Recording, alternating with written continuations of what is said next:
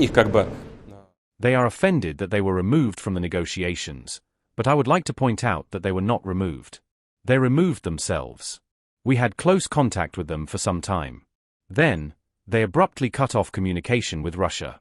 That decision was their own initiative. Why did they do it? Because they adopted the thesis of Russia's strategic defeat as their own position, and it seems they continue to live under that illusion. Although, intellectually, they understand that this has long been proven false, that what they hoped for never materialized, they took their desires for reality all along. Yet they cannot, and do not want to, admit this. First, they excluded themselves from the process. Second, seeing that they do not like today's outcomes, they began interfering with the current US administration and with President Trump's efforts to reach peace through negotiations. They themselves rejected peace talks and obstructed President Trump. Third, they have no peace agenda. They are on the side of war. Even when they allegedly attempt to modify Trump's proposals, which we clearly see, all such modifications aim at one thing: to block the entire peace process.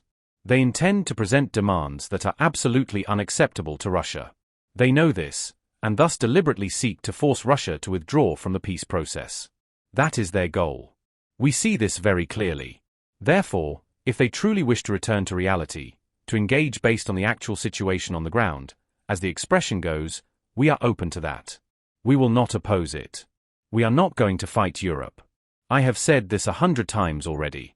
But if Europe suddenly wants to wage war against us and initiates one, then we are ready, right now. There should be no doubt about this. However, if Europe does start a war with us, I believe it will be very brief.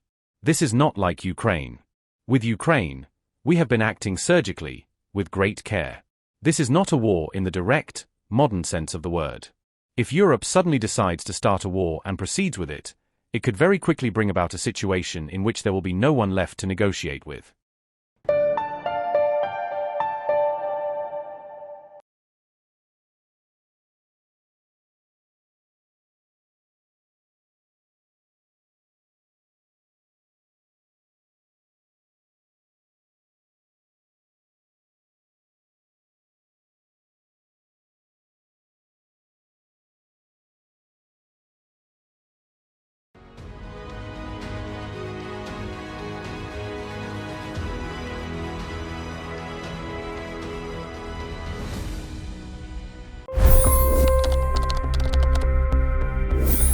$25 crore गरीब गरीबी को परास्त करके बाहर निकले।